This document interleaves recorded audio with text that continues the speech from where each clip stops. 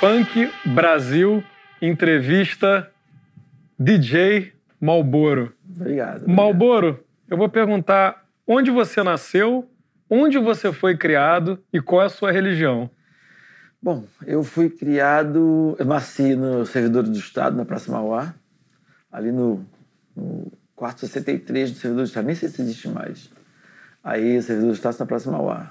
Então, mais carioca da gema do que isso é impossível, né? Nasci no centro da cidade. E eu fui criado, eu morei logo com 1 ano de idade, antes de fazer 1 ano, eu fui morar em Brasília. Brasília tinha virado terra de ninguém, né? Porque a maioria dos foragidos da justiça do país inteiro foram para Brasília trabalhar, exatamente porque não podia ficar no lugar onde morava. E acabou virando... E aí começou a ter muita confusão, porque aquele pessoal brabo, né? Aí tiveram que criar uma polícia para tomar conta dos candangos. E aí meu pai, que tinha acabado de servir aeronáutica, foi para lá fazer parte dessa polícia.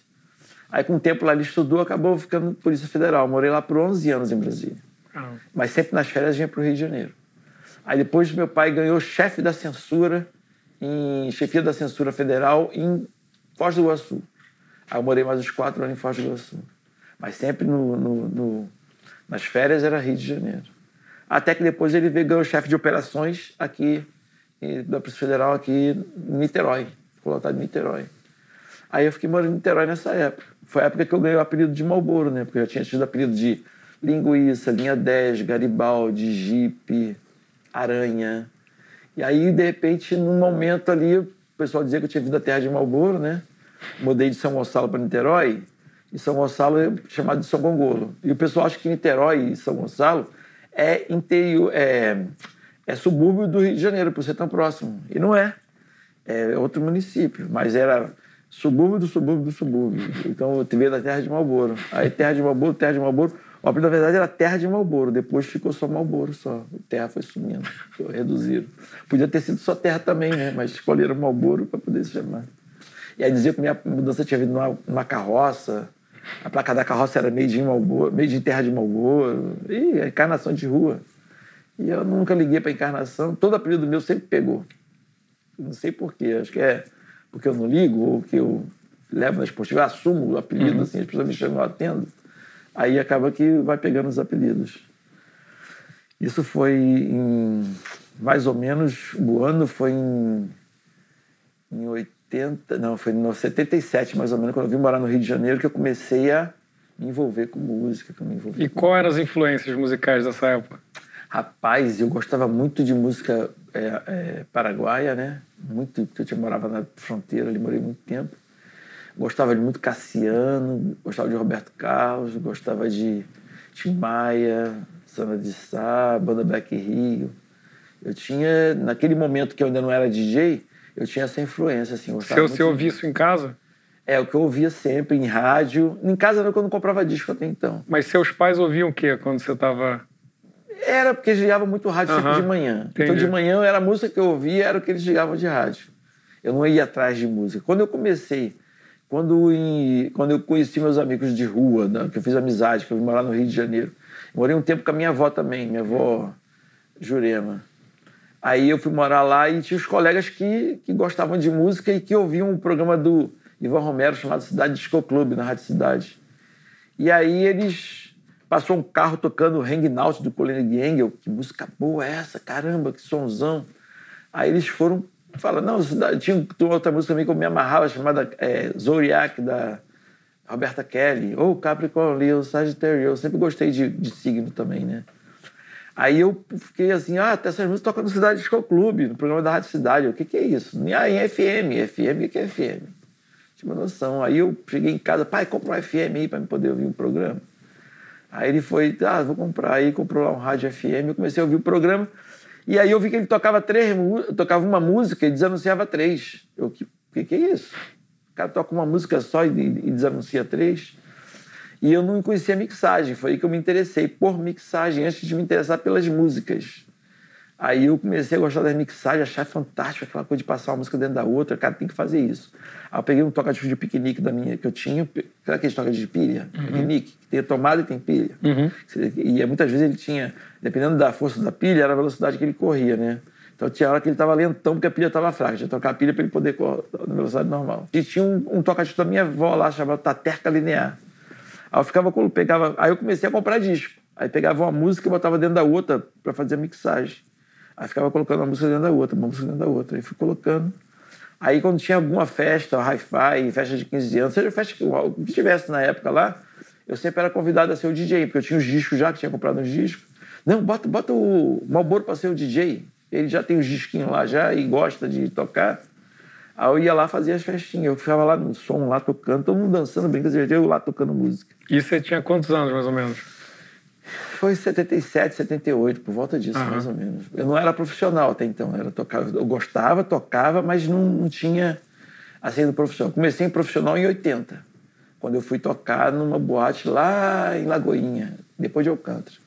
Aí eu comecei a ser remunerado, o dono da boate, ele era marinheiro mercante, e sempre trazia disco de fora. E ele me pagava com os discos que ele trazia. Só que levava uns 3 meses, que era marinha, né? 3 meses para chegar com um disco novo. Mas eu gostava, eu queria de qualquer maneira ter acesso a material importado, a disco importado, queria ter uma discoteca, né? Aí ele vinha lá, tinha viagem que ele fazia, trazia 5 discos. Aí ele trabalhava por 3 meses por 5 discos. Aí tinha vez que ele trazia 20, 30 discos. Pô, legal, 20, 30 discos. Aí passou, aí até que em 82, aí o dono lá do lugar onde eu tocava passou a me pagar. Porque ele estava vendo que eu estava indo a pé já pro baile. Porque minha mãe tirou o dia da passagem, que eu estava fazendo o seguinte, nessa época eu morava em Ingá. Então eu tinha que pegar um ônibus até o centro de Niterói, pegar um ônibus até no Vila Laje, que eu estava no Vila Laje, lá no Henrique Laje, o nome da escola, que era no Vila Laje. Aí lá no Barreto. Aí eu tinha que pegar 2 ônibus. Aí quando o tempo estava bom, eu andava um dos percursos para poder economizar dinheiro. Para ir pro Barreto era muito longe, mas o do Ingá para o centro de Niterói era pertinho. Aí o que eu fazia? Eu ia andando a pé, eu torcia para o tempo ficar bom a semana inteira, né? Para poder. Se chovesse, eu não podia mais ir, porque tinha que pegar ônibus. Se chovesse a semana inteira, eu estava duro. Aí tinha que arrumar um jeito e arrumar dinheiro para ir para o baile no final de semana trabalhar. Mas se na semana, pelo menos 2 dias ficasse sem chover, aí eu consegui dinheiro para ir e para voltar para o baile. Mas tinha que andar a pé um pedaço ainda, porque eu tinha que andar até a cidade, para de lá pegar o ônibus para Lagoinha. Aí pegava um ônibus de volta, madrugada, descia lá no centro da cidade e andava até em casa. Então eu tinha que economizar ali o dia da passagem. Aí o dono da casa chegava lá morto, né? Pá, caía no palco assim, cansado. Ele, o que foi, cara? Não, eu tô vindo a pé, cara, eu moro muito longe. Moro lá em Gá e minha mãe não tá mais me dando dinheiro da passagem para ir pra escola, quero economizar para ir trabalhar. Aí ele ficou com pena, passou a me dar, pagar R$2 por baile. Aí, na época, R$2 era o preço de um disco normal. Aí eu falei, pô, legal, então se eu tocar sexta, sábado, domingo, vou ter dinheiro para 3 discos. Aí eu tenho que pegar dinheiro da passagem, um baile era para comprar um disco e o outro era para comer alguma coisa, né? Porque não podia ficar o dia inteiro sem comer nada. Aí foi quando eu comecei a receber, foi em 82. E aí eu consegui fazer um programa na rádio também. Foi um programa na rádio, eu comecei a entrar de operador na rádio. Na verdade, eu não comecei a fazer o programa na rádio. Cheguei lá pro dono da rádio, a rádio lá em São Gonçalo, lá no Morro da Madama, numa casa toda fechada, com um cachorro preto grandão. E o dono e a gente não via, sabia que ele tinha uma rádio, mas nunca vi o dono da rádio ali. Aí eu marquei plantão lá, fiquei sentado esperando o dono da rádio aparecer, para poder pedir emprego, queria trabalhar na rádio. Aí fui lá, o senhor tá precisando de operador aí e tal, não sei o quê. Você sabe mexer? Sei, eu sou DJ. Aí então tá, vem cá, monta esses comerciais aqui pra mim. Eu montei os comerciais, fiz lá uma fita, não sabia nem mexer direito. Aí eu fiz lá e ele, porra, legal, tá bom, você vai trabalhar aqui de meia-noite até 6 da manhã, tocando Roberto Carlos, o programa de Roberto Carlos que tinha. Aí depois ele me colocou pra fazer os comerciais da rádio. Aí depois pediu a oportunidade de fazer um programa. Aí ele deixou fazer um programa na rádio, que era o Trop Music, à noite, de 10 à meia-noite.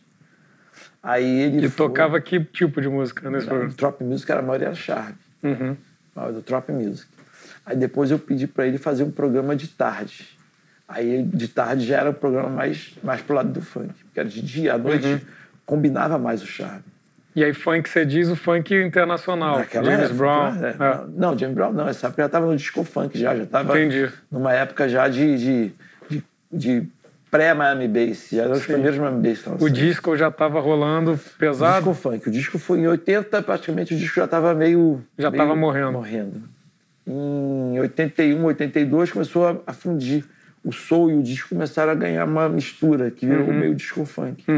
E aí foi quando eu comecei ali na rádio, tocando algumas coisas eletrônicas, o Planet Rock, essas coisas assim, já nessa fase. On the Way. E aí era um disco funk que já metia um Planet Rock logo depois, assim? Porque na verdade já dava pra mixar, as músicas já estavam mais aceleradas, não estavam tão lenta quanto era o hip hop originalmente, nem estavam tão rápida quanto os discos, a discoteca era. Estavam meio termo de velocidade, elas estavam meio se casando. E aí naquele momento ali foi o momento que eu comecei a fazer rádio, aí comecei a fazer o programa de tarde. Aí o programa de tarde, estourou audiência lá em cima, primeiro lugar de audiência, que era tarde, né? E aí o dono da rádio começou a pegar os funk e colocar na programação normal da rádio. Aí ele recebeu uma cartinha da Anatel, dizendo que ele tinha ultrapassado a quantidade de música internacional que podia tocar. Eu não sei se a legislação existe ainda, mas existia uma limitação, só podia tocar 50% de música nacional e 50% internacional. Não podia passar de 50%. Nacional você podia tocar à vontade. O internacional tinha um limite. Tinha um limite de 50%. Limitação, eu fui sugerir para ele fazer um programa de pagode de manhã, para poder dar vazão às músicas nacionais. Ele, e agora que eu vou tocar? A legislação não está permitindo que eu toque muito funk na programação, tem que tocar alguma coisa nacional. Faz versão funk das músicas aí. Eu falei, não, mano, faz um programa de pagode de manhã cedinho, pega o pessoal acordando. O programa de pagode foi para o primeiro lugar. Aí ele, então agora isso não tem problema, vou espalhar na programação normal da rádio. Aí a rádio chegou em primeiro lugar, sendo a rádio do pagode, do Tropical FM, só com as 2 horas de funk ali. O restante da programação da rádio era 22 horas pagode. Mas aí, só antes do Funk Brasil 1, como é que era nos bailes? O que você tocava nos bailes? Tocava só funk internacional. E com as equipes? Com as equipes de som. Eu toquei... Quem eram as equipes da época? Eu toquei na Soul Grand Prix, toquei na Pop Rio, toquei na Estúdio B, lá em Vassouras, na Estúdio B eu toquei em Vassouras, Paulo de Fronten, Mendes, Paracambi. Na Soul Grand Prix eu toquei em muitos lugares, fazia muitos shows. Na Soul Grand Rio, também no Canto do Rio. No Canto do Rio foi na época, foi 85, 86 no Canto do Rio, até que o Hermano foi lá fazer matéria. Sim. Tem foto do Canto do Rio no livro do Hermano. Sim. E aí, em 89, eu já tinha saído da Soul Grand Rio, já tinha ido para tocar na Soul Grand Prix, na Pop Rio. Aí, em 89, o irmão já tinha me dado a bateria eletrônica, já estava fazendo experiência já. E desculpa, mas esses bailes, você tocava de tudo ou era só Não, soul? era só funk. Só funk? Só funk. Só o que chamava de funk. Funk, né? Depois ganhou o nome soul. de Miami Bass. Porque, na verdade, o soul não. O soul também ficou lá. Funk disco. O soul morreu antes do disco. Não, tá. A discoteca, não, o que eu queria dizer era o funk disco. Disco funk? Disco funk. Não, o disco funk ele foi basicamente uma metamorfose do disco funk pro Miami Bass. Tá. As músicas vieram chegando aquele hip hop de Miami, que não tinha nome de Miami Bass ainda não. Aquele hip hop de Miami. Vocês chamavam de rap. Vocês chamavam de quê na época? Era rap, mas tipo assim, era uma meio mistura do rap com batida do disco funk, era acelerada, não era tão lenta. Porque aquele hip hop feito em Miami, que era mais acelerado, ele tinha mais latinidade, tinha um gravão que era muito similar ao grave do surdo do nosso samba do Brasil. Então ele teve uma aceitação muito grande de cara. Foi uma coisa que, e tocava no meio das músicas sem nenhum tipo de... E ela se destacava pelo grave, né? Sim. E aí o que acontece? Só que, por que eu digo que no Brasil tudo acaba em funk? Porque esse som que chegou no Brasil, mais acelerado, que não era o hip hop que a gente conhecia, era uma música nova, ele entrou dentro dos funks tocando naturalmente. Mas por que não chamaram de Miami Bass? Porque Miami Bass foi um nome que veio depois, quando esse hip hop de Miami atravessou o Atlântico. Aí o Atlântico, que gosta de categorizar, gosta de dar nome às coisas, chamou de Miami Bass, que era um som grave feito em Miami. E aí Miami, do que assumir um nome chamado funk, que vinha anteriormente sendo chamado pelo Brasil, e assumir um nome dado pela Europa, você acha que eles iam assumir qual nome? Óbvio que Na Europa. Significava fama, dinheiro, Sim. expansão. Prateleira, uma outra prateleira também para vender uma expansão para o novo mundo. Porque o Brasil já comprava tudo que eles produziam de Miami Bass. E aí o que acontece? Aí quando veio a denominação, que são matérias lá fora falando sobre Miami Bass, o Miami Bass, o som de Miami, eles rapidamente começaram a lançar discos de Miami Bass, começaram a falar o nome Miami Bass nas músicas, assumiram aquilo como fosse uma característica. Só que o Brasil já tocava isso muito antes. Você acha que aqui fez mais sucesso que Miami? Ah, sim. Nós compramos mais disco pro Brasil do que os Estados Unidos comprou de Miami Bass. Se lá ele fabricava 500 discos, pro Brasil vinha 450. 50 discos ficavam lá, tanto que os discos lá são raros. No Brasil é mais comum você encontrar um disco de Miami do que aqui. Até outro dia, você diz que o funk carioca é originário do Miami Bass, mas o Volt Mix, que era a base dos artistas todos, foi feito em Los Angeles. O estilo da música, o Miami Bass, é o nome do estilo.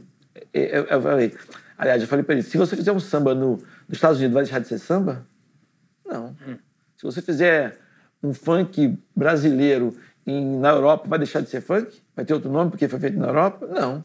Então é a mesma coisa. O Volt Mix foi feito em Los Angeles, mas era o som Miami Bass, era a sonoridade Miami Bass, era o estilo Miami Bass que tem em outra cidade. Sim. O que dá nome ao estilo não é a cidade. O que dá nome ao estilo é o estilo que ela tem, né? A identidade da música. Sim. O nome Miami Bass foi dado pela Europa porque é um som grave feito em Miami. Mas não necessariamente Miami Bass pode só ser feito em Miami. Miami Bass pode fazer em qualquer lugar do mundo. Sim. Entendeu? Quer dizer, é o estilo Miami Bass. E aí você tá tocando Miami Bass e aí vem toda a história do Hermano, que aí você tava contando, eu te interrompi. Até me procurou na rádio, a Tropical lá, na Praça Tiradentes, e foi lá e pediu para me acompanhar nos bailes, para poder fazer era a tese dele de mestrado em antropologia, e ele estava falando sobre o funk, né? Aí ele foi comigo nos bailes, aí começou a fazer amizade, viramos amigos, e aí ele me deu de presente a bateria eletrônica. E qual era a bateria eletrônica? A DR-110, Boss DR-110. Aí quando ele me deu a bateria, no primeiro dia que ele levou comigo, eu trouxe um negócio pra você ver aqui, ó. Legal. Aí eu fui lá, liguei no som da equipe, já comecei a fazer barulho. Muito abusado. Já comecei a fazer barulho no baile, botei lá um som, ele foi mostrando no ônibus como é que programava. Que legal pra caramba. Aí botei coisa lá no som, ele levou a bateria embora. Aí eu sonhei com uma programação da bateria, né? Sonhei com o que ele tinha me explicado. Eu sonhei com o que eu fiz, a bolinha tal, bolinha no lugar tal. Aí eu liguei para ele, cara, eu acordei de manhã, ele levou mais tempo para chegar em casa, que eu morava em Niterói, ele morava na Souza Lima, lá em Copacabana. Aí eu peguei, cheguei em casa, dormi e comecei a programar a bateria no sonho, na cabeça mesmo, a cabeça como fica... Sabe quando você joga dama e você vai dormir você com um jogo de dama na cabeça? Mesma coisa. Aí eu liguei de manhã para ele, mal tinha ido dormir, né, que chegou tarde. Mal, bora essa hora. Cara, bota aí. Bota a bolinha no lugar tal, no miro tal, no lugar tal. Cara, ficou legal. Como é que você fez isso? Cara, eu sonhei. Aí eu fiquei programando a bateria no sonho. Aí ele falou, toma pra você de presente a sua bateria. Aí ele ganhou a bronca do Gilberto Velho, que era o orientador dele da tese, né? Ele não podia ter feito isso. Ele acabou de dar o rifle ao chefe indígena. Que virou a história clássica, né? Ele acabou de dar o rifle ao chefe indígena. Aqui na página do Funk Brasil 1, tá lá agradecimentos especiais à irmã Viana, responsável por esse massacre. Não tinha massacre nenhum, né? Era o primeiro disco, mas a minha visão para o que ia acontecer já estava estendida para o futuro, já sabia que ia ser um massacre mesmo. Por isso que eu agradeço pelo massacre, que ainda não tinha acontecido, exatamente porque foi o comentário do Gilberto Velho para ele, falando que ele não podia ter me dado a bateria, que ele podia mudar a história a partir daquela bateria. E mudou. E mudou, né? Nasceu o movimento musical. E aí o Funk Brasil, e como é que foi a produção desse disco? Aí eu comecei, primeiro quando eu ganhei a bateria do Hermano, que foi em 88, mais ou menos, 87, 88, eu comecei a produzir, aí eu criei 2 grupos logo de cara, Funk Firmeza e África Batata, que era uma alusão à brincadeira, a nacionalização da África Bambata.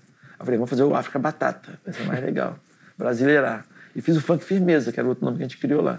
E vinha fazendo experiências com eles, de música. Só que, não gostava de nada que eu fazia. Tudo era muito ruim. E eu sabia que se eu desse o primeiro passo para a direção errada, eu ia ser boicotado. Porque não ia ter não ia ter aval. Eu sabia que ia ser boicotado, né? Quando lançasse Funk Brasil, e fui boicotado pelos DJs, equipe de som da época. Só teve 2 equipes que me ajudaram, foi a Cashbox e a Soul Grand Prix. Soul Grand Prix foi nessa época, eu tocava nela, e a Cashbox, porque o Marcão sempre teve mente aberta, e quando ele viu fazendo aquele som, ele não vou abrir um horário aqui dentro do baile para tocar esse som seu aí. Pô, legal, Marcão da Cashbox. Então foram as 2 equipes que abraçaram, assim, que me ajudaram. As outras equipes de DJs, nenhum deles falava que eu era maluco, eu não podia ter feito aquilo. Aquilo não era para ter sido feito. Principalmente por quê? Porque na época existia um mercado de discos e música internacionais e quem eram os formadores de opinião naquele momento? Eram os caras que traziam discos de fora. Eles que formavam a opinião. E eles viram que se eles, por acaso, ajudassem ou dessem força àquele movimento, ou se mantesse até neutro, eles poderiam ser prejudicados nas viagens dele trazendo discos de fora. Eles raspavam rótulo das músicas para vender mais caro, para vender maior quantidade, até descobrir o nome e trazer de fora. As pessoas demoravam, não tinha internet naquela época para poder pesquisar. E aí o que aconteceu? Não tinha SoundCloud, Shazam, para tu botar para tocar para saber o nome da música, não existia. Então o que acontece? Aí eles começaram a fazer campanha junto com os DJs, falaram, ninguém vai tocar Funk Brasil, não vamos tocar Funk Brasil. Essa versão do Marlboro ninguém toca, não. Porque se tocar, eles sabiam que estava ameaçando o mercado deles. Né? E aí começou a botar nos DJs um sentimento anti-funk nacional, para poder não deixar o funk brotar. Mas aí não tinha jeito, né, cara? Aí eu fui campeão brasileiro. Quer dizer, no lançamento do disco eu ainda fui campeão brasileiro. Aí tive visibilidade nacional. Aí meu programa estava na Manchete, líder de audiência, um sucesso. E campeão brasileiro que você diz do campeonato de DJs que tinha. Foi o primeiro que eu DJ a ser campeão brasileiro pro DMC, pelo Disco Mix. E com quem que você competiu na época? Com Cuca, com o DJ1, que é do hip hop, com os caras que estão nativos hoje ainda. Sim. Né? Mas muitos que estavam no campeonato não estão mais fazendo ser um DJ. Mas o Cuca eu não sei se está operando ainda, e o DJ1 ele é DJ de hip hop, em rádio e tal. Até hoje opera ainda. Então eu fui campeão brasileiro, né? O primeiro dia a ser campeão brasileiro. E aí eu fui para Manchete, que era uma rádio de ponta, até que enfim, uma rádio. Eu nunca tinha trabalhado numa rádio de ponta, a primeira vez. O programa foi para o primeiro lugar de audiência. O título de campeão, uma coisa que me ajudou pra caramba. E eu estava lançando um disco naquele momento, então a visibilidade do disco não pode ser ofuscada. Por conta do meu trabalho, do que estava acontecendo comigo. Mesmo eles boicotando, a coisa começou a ultrapassar, não tinha como segurar. E aí começou a fazer televisão, começamos a fazer isso, fazer aquilo, pum, começou, arrebentou a corda. O boicote acabou. Em 90, mais ou menos, eu já não... Aí começaram a me procurar os DJs querendo produzir também. Eu falei, pô, e aí legal. você já começou todo mundo começou a tocar o Funk Brasil 1 nos bares. Aí não tinha mais jeito. Aí não tinha mais. O povo pedia, né? A população falava, cadê as músicas do funk nacional? Cadê o... E voltando, como é que você produziu o Funk Brasil 1? Tinha um estúdio, vocês fizeram como? Estúdio. Eu fui no quarto, o primeiro eu fui no quarto da minha mãe, né? Aliás, a primeira música mesmo eu fui no quarto de um amigo meu. Ele tinha comprado uma bateria chamada SP1200 da Emo System. E aí o Abdullah estava fazendo aquele trabalho do Funk Firmeza, África Batata. Eu falei, pô, Abdullah, vamos fazer uma versão da Melodia da Mulher Feia, que já era uma música que tocava do Tio Leve Cruz nos bares, que na verdade era uma versão da música do Manfred Mann, da década de 70. Vamos fazer 60, aliás. Vamos fazer sim. Aí fizemos lá nossa versãozinha, pô, legal. Aí levamos pro... Quando eu terminei de fazer a música, eu falei, caramba, eureka. É esse o caminho. A música não pode ser falada. Nós somos um povo de costumes melódicos. A música não pode... A gente estava fazendo rap, hip hop, fazendo aquela coisa falada, e eu vi que estava errado. Eu não queria tocar, mas eu sabia que não tinha achado o caminho. Quando eu fiz a Melodia da Mulher Feia, acendeu a luzinha. Falei, cara, a música tem que ser cantada, não pode ser falada. Nós não temos costume, nós temos pagode, forró, reggae, todas as nossas raízes, nossas músicas são melodiosas. Então, se eu lançar uma coisa falando, eu vou estar copiando o que os caras fazem. Se eu quero achar um caminho inédito, eu tenho que fazer exatamente uma coisa que o meu povo entenda, que é de costumes.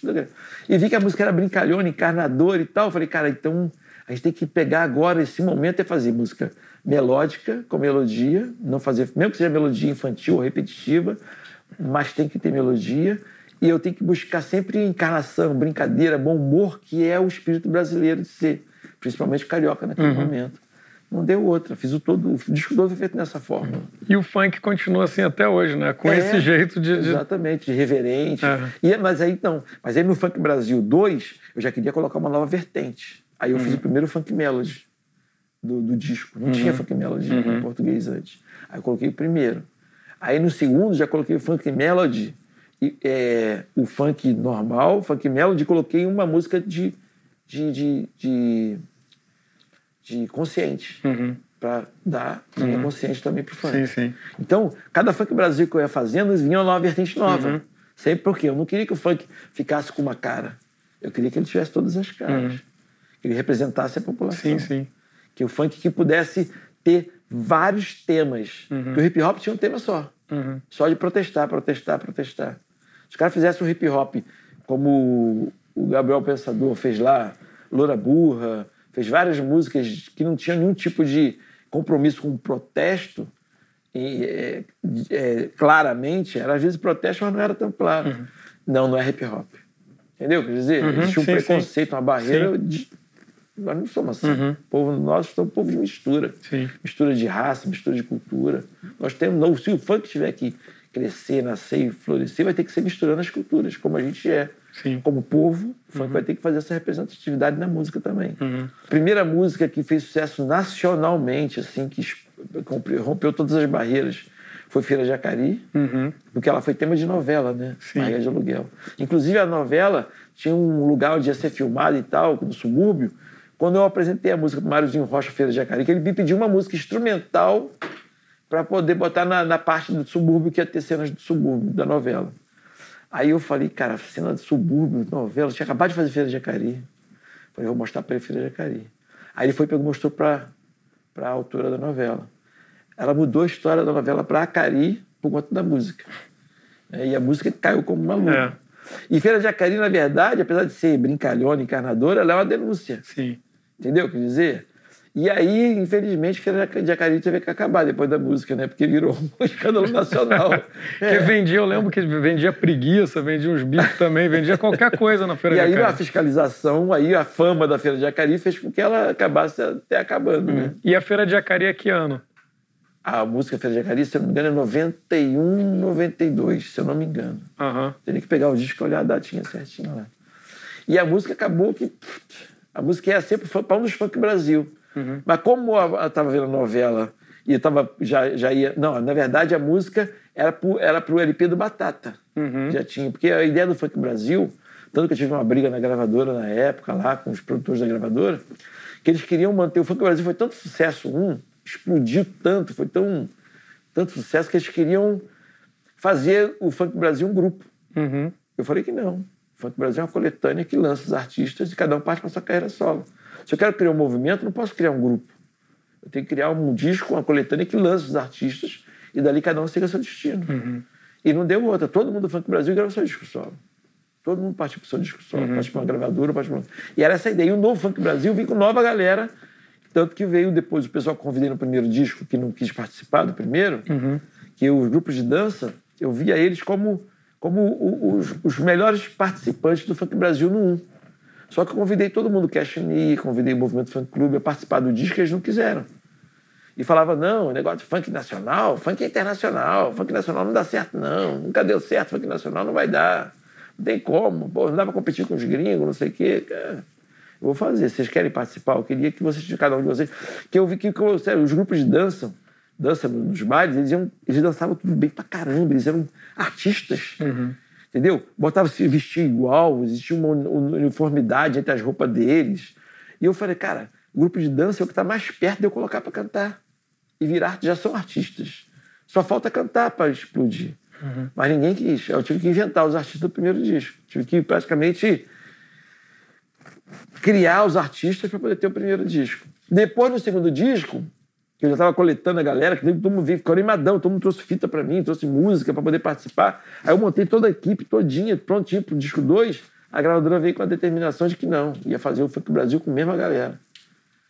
E todo mundo disco ficou meio triste, assim, porque eles ficaram entre o mar e a rocha, né? Porque quando eu convidei eles para participar do disco, eles sabiam como ia ser. E quando o Funk Brasil explodiu, eles meio concordaram com a gravadora de continuar no Funk Brasil. Porque era um disco de sucesso. Ninguém acreditava nele mesmo para participar da sua carreira solo. Eles achavam que o Funk Brasil era a menina dos olhos a menina a galinha dos ovos de ouro, e sair do Funk Brasil eles não tinham perspectiva. Eu falei, não, cara, acredito em vocês.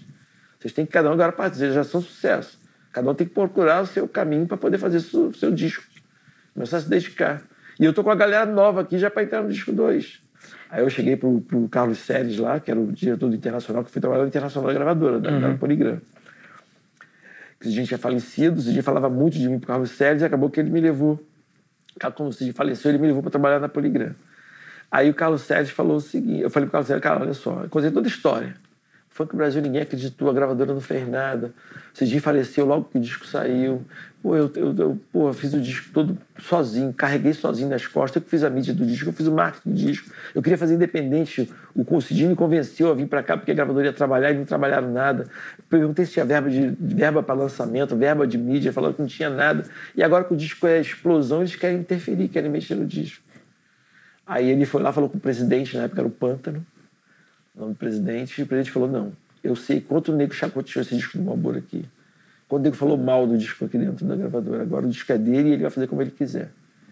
E aí ele era do comercial, o Pântano era do departamento comercial. Depois ele foi para presidente da gravadora. Então ele viu quanto ele vendeu o disco e quantas pessoas desacreditavam no disco. E acompanhou o processo. Não, ele vai fazer como ele quiser. Aí eu fiz o disco 2 com a galera nova. Fiz o 1, 2 e 3 na Poligram.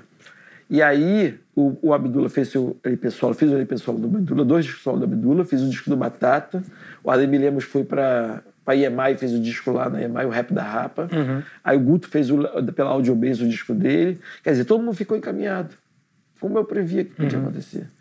E aí veio a galera nova também, sucesso de novo, cada um participou da sua carreira solo, aí veio 3 com 9, e sempre apresentando novas tendências, né? E aí depois veio o Latino, Copacabana Beach, o Quendência, Claudio Bochecha, Júnior Leonardo, Márcio Goró. Você produziu todos esses, né? Todo mundo.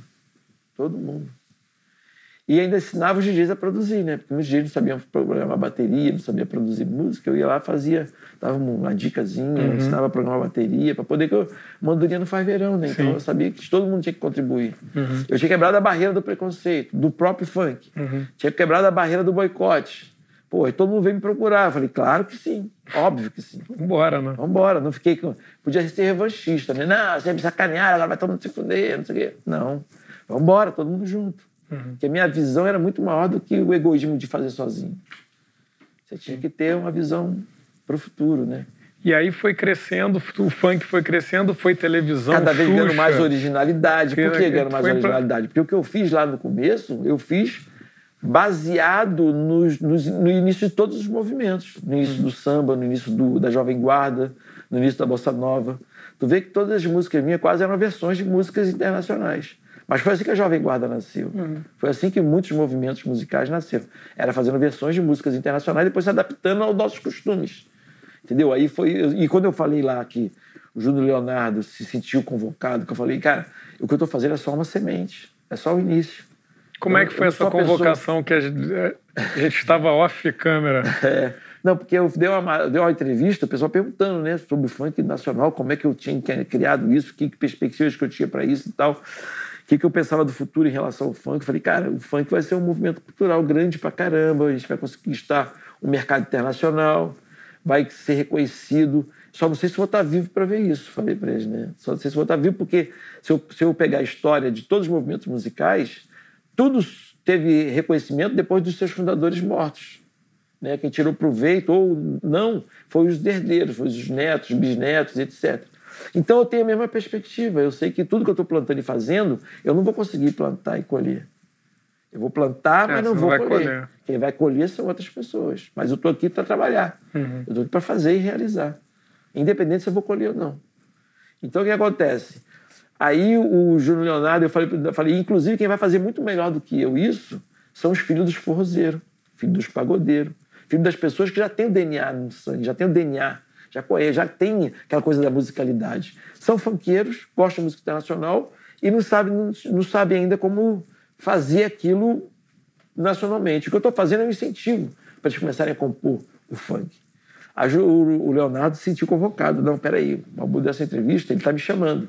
Porque eu sou filho de um músico que trabalha para o Jackson do Pandeiro. Então ele está me convocando, eu vou começar a fazer minhas letras, começar a fazer minhas músicas e me botar em cima do funk, porque ele está fazendo e está me convocando, porque ele está admitindo que ele não é o cara que vai fazer tão bem feito, e está dizendo que quem vai fazer bem feito sou eu. Então eu vou lá fazer minhas músicas. E fez várias coisas importantes. Então o que acontece? Então, o funk, na minha visão, o Hermano falava muito uma coisa que era o seguinte. Depois que ele me deu lá a bateria eletrônica, e eu lancei Funk Brasil 1, lancei Funk Brasil 2, e super empolgado com os planos futuros, né? Super assim, com visão lá na frente, falando tudo o que ia acontecer.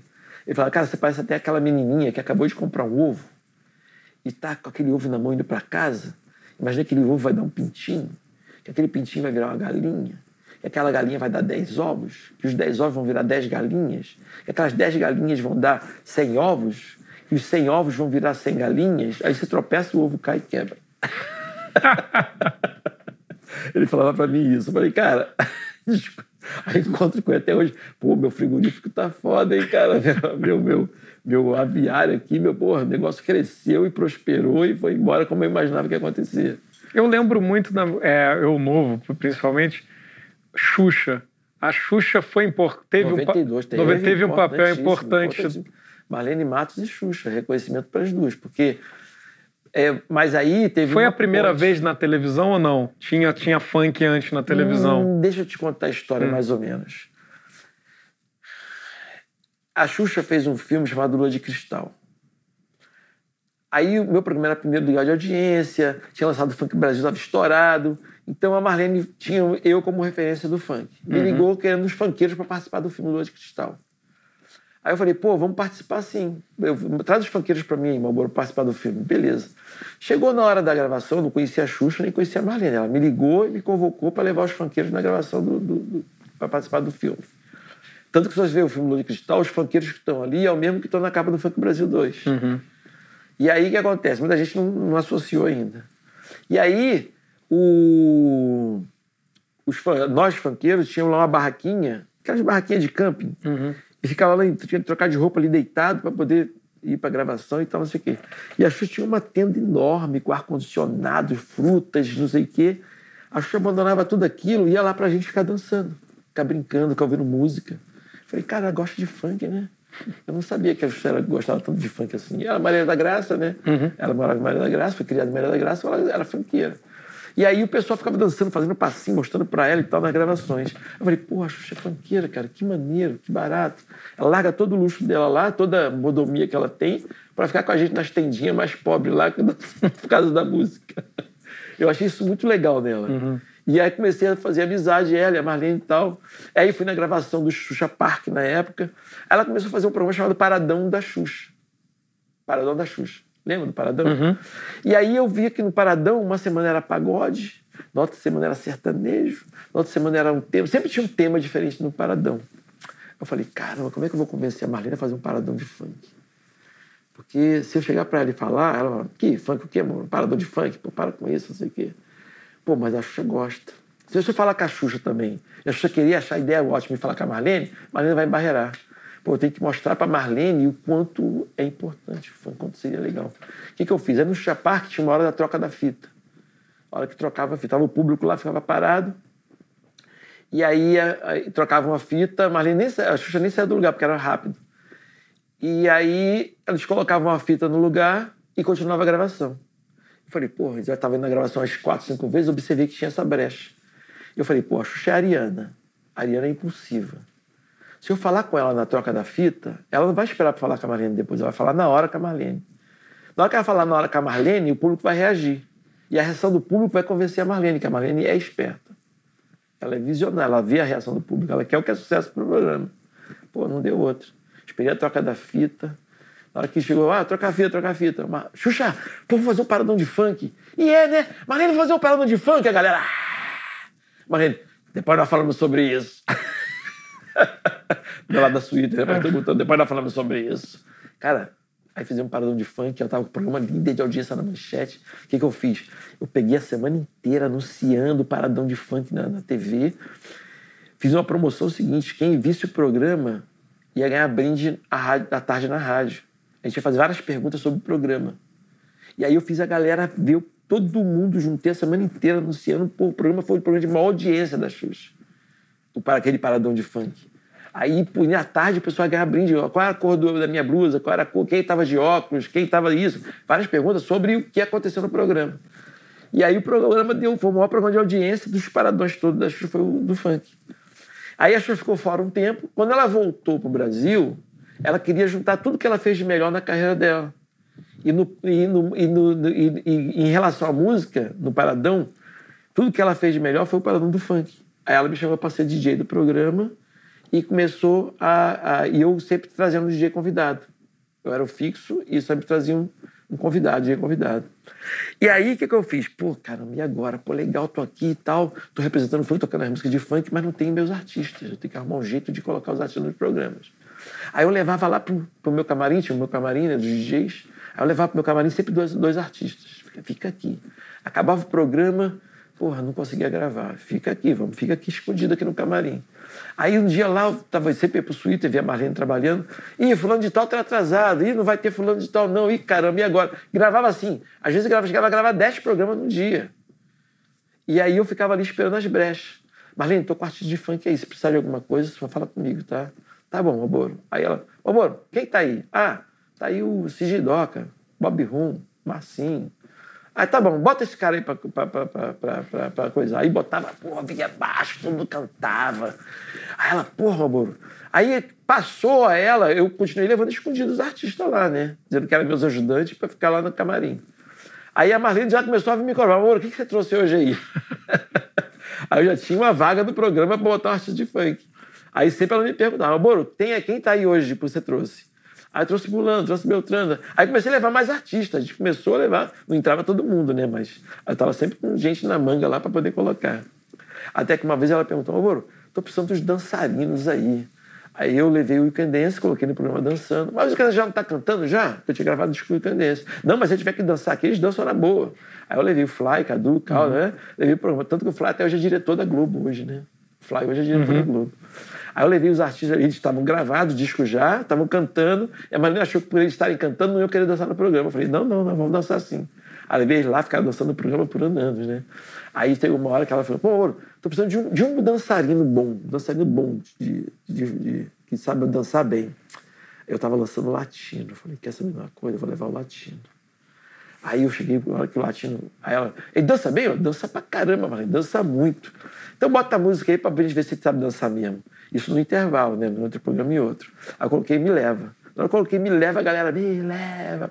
Ô, mano, ele é dançarino, não é cantor. Marlene, você pediu cantor. Eu tinha pedido dançarino, mas eu tinha um cantor que dançava, eu resolvi colocar ele aí. Dá o microfone pra ele aí. Cara, nesse dia ele gravou os 10 programas, cara. Gravou que foi tão sucesso o negócio. E aí o Faustão, todo mundo ligando, querendo aquele artista que foi no programa da Xuxa. Puta, estourou o latino. Então, aquele momento da Xuxa ali foi muito importante porque, primeiro, o funk estava sendo perseguido, massacrado, discriminado. E aí vai uma loura rica de olho azul, fala que é funkeira, porra, acaba com metade bota pelo menos uma interrogação na cabeça de todo mundo. Pô, não é música de preto, pobre, favelado? Como é que uma loura rica de olho azul tá cantando funk? E gosta de funk e dança funk na televisão? A gratidão que o funk tem com a Xuxa em relação a ela ter naquele momento batido o pé contra a vontade da Marlene, de que ela não podia ser nada. E a Marlene tem a razão dela. Xuxa ela tinha que ser neutra, mas ela não, fazia questão de ser funkeira. Entendeu o que quer dizer? E ela ali, naquele momento, ela... E ajudando a levar para o Brasil todo também, Brasil né? Todo. Para o Brasil todo. O Brasil inteiro conheceu o funk a partir dali. Foi uma proliferação. E aí o que acontece? Aí você junta essa atitude da Xuxa, mais a internet, é que me proporcionou a ser o capoeirista vendo a capoeira na Olimpíada.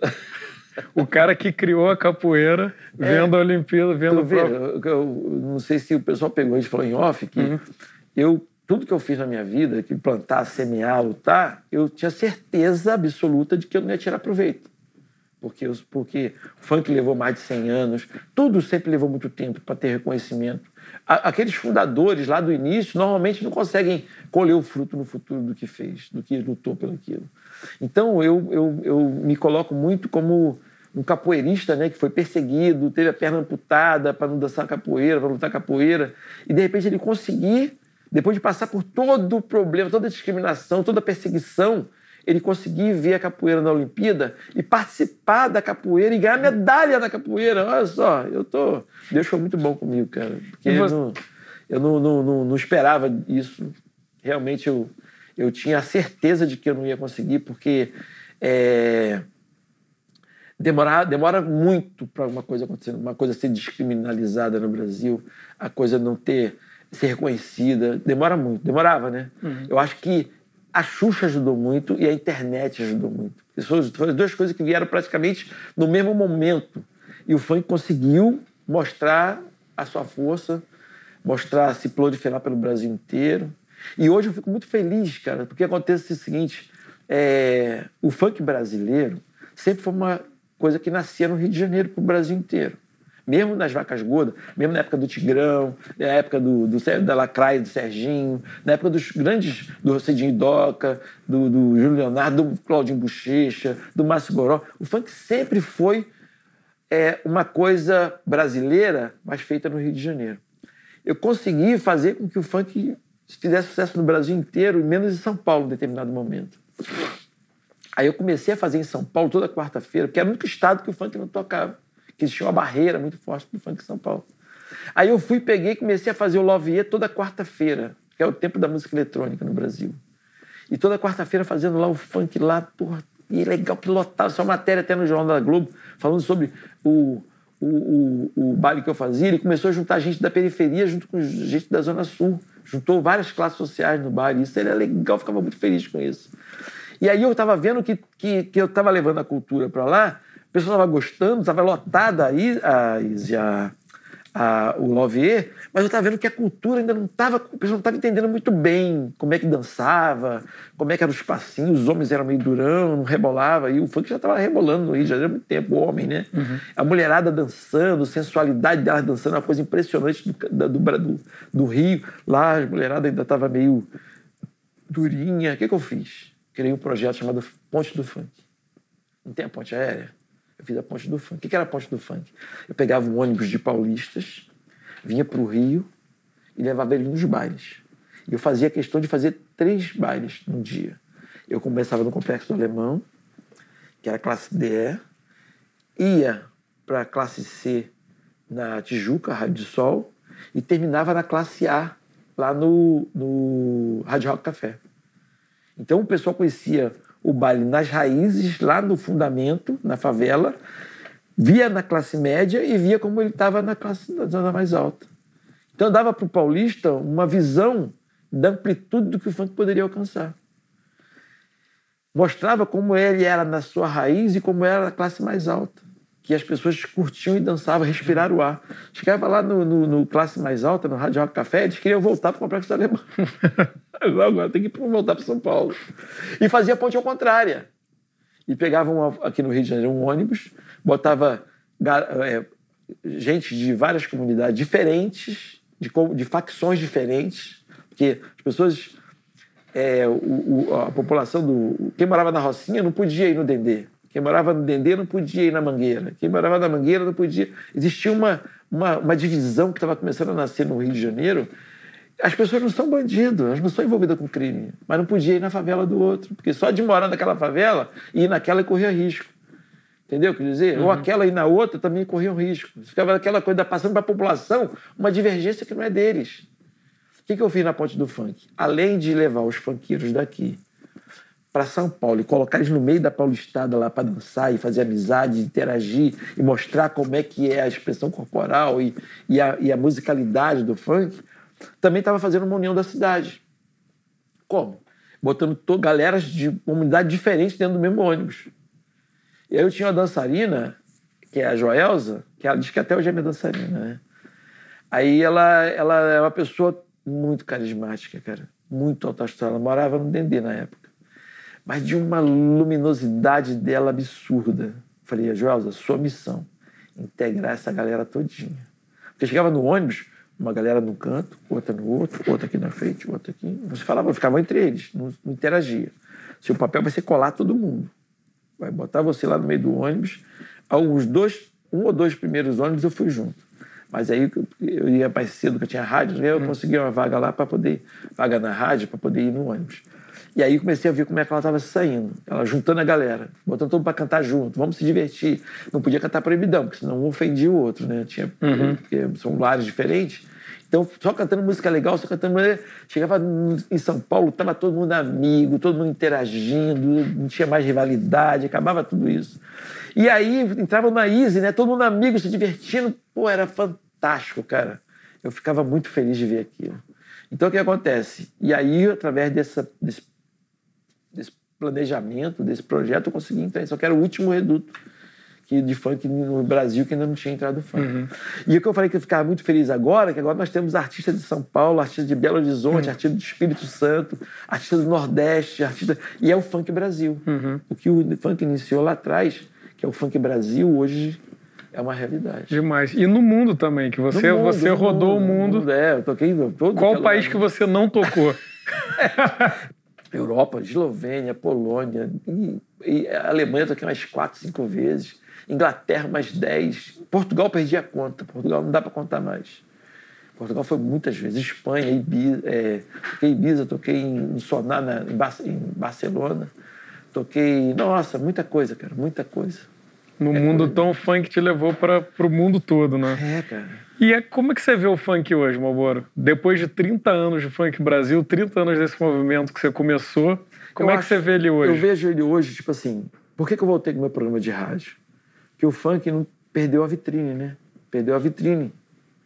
Alguém lá que pode dizer como tem que seguir, que caminho tem que ir. As pessoas que fazem música boa, de talento, ficaram sem oportunidade de colocar suas músicas e botar o seu talento no funk. Por quê?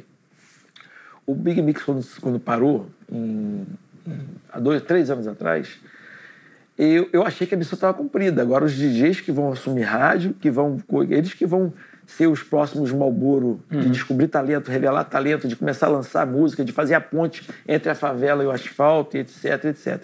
Só que não aconteceu isso.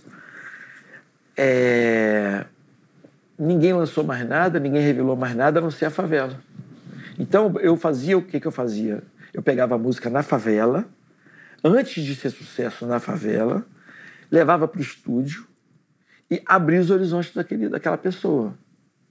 Mudava a letra, às vezes corrigia erro de português, às vezes eu tirava os palavrões da música e levava para a rádio. Levando para a rádio, a música tocava na cidade inteira, inclusive na favela dele. E aí eu fazia com que outros meninos vissem que se eu fizer música legal, eu vou chegar no Malboro e vou fazer sucesso no Brasil inteiro. E o cara, quando tocava na favela, ganhava R$100, R$200. Quando ele fez sucesso na cidade inteira, ele ganhava 3, 4 mil. Então, porra, a vida dele mudava, a família dele mudava a família dele. E se ele fizesse sucesso no Brasil inteiro, era 30, 40 mil de show que ele cobrava. Então, o que acontece? Começava a mostrar um novo mundo para ele. E aí eles vinham. E eu ficava toda hora trazendo gente de lá. A pessoa na favela fazia as músicas, eu ouvia, descobria aqui, lançava coisas e ia falar que eu era maluco. Você é maluco lançar isso, cara? Biruleide é um, Rainha do Romeu é outro. Cara, não tinha nada a ver com o que tocava naquele momento do funk, mas eu sempre gostei de inovar. Sempre gostei de baixar novos caminhos.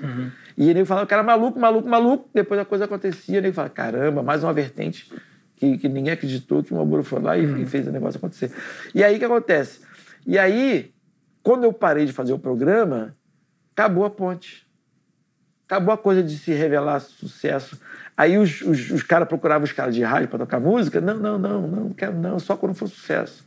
Aí a música virava sucesso. Aí os caras, em vez de pegar e acreditar ou ter a visão do que era legal, do que era bom, do que não era, esperavam a música estourar na favela para poder tocar. E aí estourava na favela, o cara da rádio pegava a música. Dá para você mudar a letra aqui para a gente poder tocar uma versão melhor? Não. Se eu fui levar minha música você não quis tocar, agora também não vou mudar nada, não. E aí os caras ficaram meio sem moral de levar para o estúdio, de revelar, de lançar, porque eles estavam esperando estourar na favela para tocar na rádio. E aí eles tinham que tocar na rádio com pi, que não esconde palavrão nenhum, né? Na verdade, você bota o pi para minimizar, para não falar o palavrão explícito também na rádio, mas na cabeça de todo mundo tem o palavrão. E Malboro, agora, se alguém vê essa entrevista daqui a 1000 anos, qual funk que você escolheria para mandar para Marte? Qual funk escolheria para mandar para Marte? Porra. Funk mandar para Marte? Funk para mandar para Marte.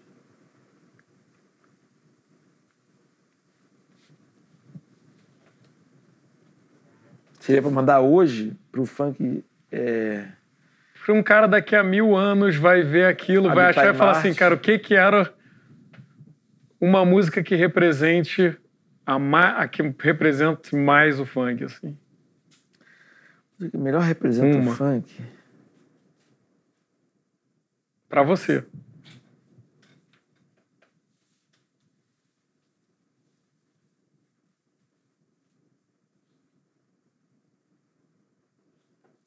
Cara, eu acho que simbolicamente, acho que Rap da Felicidade seria uma boa representante. Se é uma música, acho que Rap da Felicidade, acho que... Porque ela ali, ela mostra uma reivindicação de uma forma positiva. Ela faz a reivindicação de querer viver na cidade, mas sem ser down, sem ser triste. Ela fala de uma forma... reivindica de forma em alta astral. Acho que é o que falta no mundo, né? As pessoas não reclamarem negativamente, mas reclamar de forma positiva. Reclamar e buscar seus direitos de forma com astral lá em cima, entendeu? Quer dizer, que eu acho muito mais fácil as pessoas interagirem e conseguir as coisas através das reivindicações sem perder o humor, sem perder a alegria, sem perder o alto astral. Então nós temos que, sim, que cobrar nossos direitos, mas não ser negativo nessa cobrança, sempre ser positivo na cobrança. Então acho que ela é um bom representante do funk para daqui a 1000 anos.